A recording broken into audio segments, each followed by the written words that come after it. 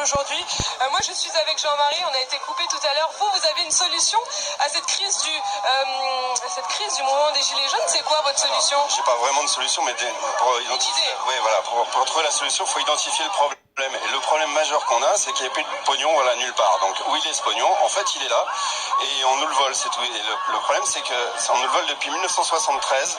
C'est la loi Pompidou-Giscard qui était fait passer par Giscard, qui était ministre de Pompidou à l'époque, qui permet en fait au gouvernement d'emprunter à des banques privées plutôt qu'à l'époque à la Banque de France qui faisait tout à taux zéro.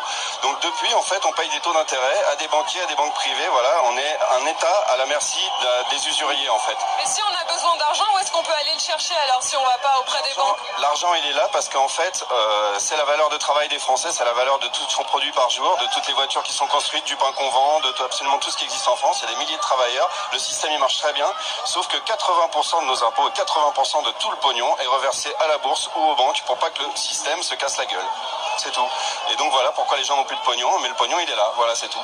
Et il faut arrêter avec l'ISF, il faut arrêter avec tout ça, faut faire venir les riches, faut que les investisseurs puissent investir, voilà. Mais la vraie information, on ne la donne pas, c'est qu'effectivement on est mis à genoux par des usuriers dans ce pays, c'est tout. Le rétablissement de l'impôt sur la fortune, ça suffit pas selon vous? C'est des miettes. C'est des miettes, ça représente quelques millions d'euros, alors que là je parle de milliards d'euros. Mais le problème, il est aussi qu'il est international, c'est-à-dire que ça fait plus de 100 ans que les États-Unis vivent la même chose, parce qu'ils ont emprunté à des banques privées. Depuis, les banques privées sont pas parties, c'est la JP Morgan, c'est Rockefeller, c'est tout ça. Ça s'appelle la Banque Réserve fédérale des États-Unis, le gouvernement fédéral. Voilà, c'est ce qu'avait dénoncé Kennedy, s'est pris une balle. Bon voilà, et en France ça existe depuis 73, voilà. Donc, pourquoi vous avez décidé de rejoindre le mouvement des Gilets jaunes? Vous, et pourquoi vous venez de Chartres? Pourquoi est-ce que vous êtes sur les Champs-Élysées aujourd'hui? Parce que le gouvernement l'interdisait. Donc vous êtes un protestataire?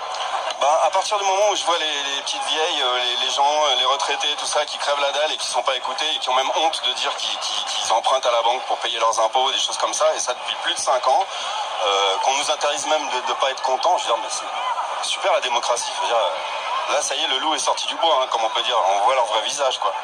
Mais la vraie info, c'est effectivement le pognon existe, donc arrêtez d'essayer de demander des miettes et de vous tirer les pattes les uns dans les autres, arrêtez la jalousie, arrêtez tout ça, et concentrez-vous sur les vrais problèmes qui sont que depuis 47 ans, on est esclave, voilà. Qu'est-ce que vous pensez de la gestion du gouvernement, la gestion de cette crise? Presque pathétique, c'est enfantin, on dirait de la manipulation de bas étage, quoi.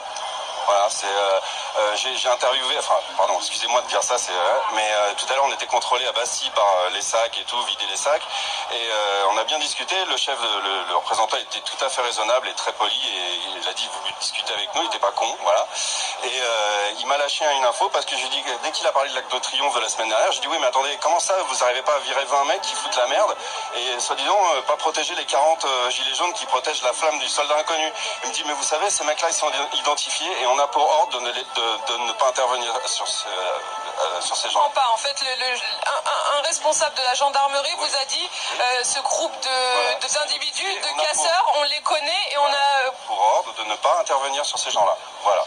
Mais qu'est-ce que ça veut dire? Ça veut dire que lui, il est en colère pour lâcher une information comme ça. Ça veut dire qu'il peut pas faire son métier. Quoi l'objectif de faire un truc pareil?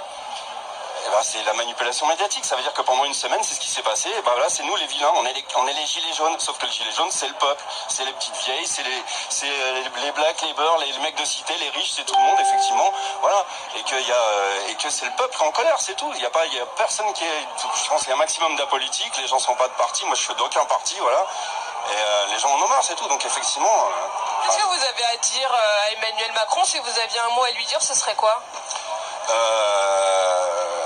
On est beaucoup plus qu'en Islande, mais j'aimerais bien qu'on fasse comme en Islande. C'est-à-dire que prenez un billet d'avion, prenez quoi que ce soit, enfuyez-vous dans vos petites îles avec vos aéroports privés, etc. Parce que en Islande, en 2008, quand il y a eu la crise et qu'on leur a demandé de rembourser la dette, ils ont attrapé les politiciens et les banquiers, ils les ont foutus en tôle.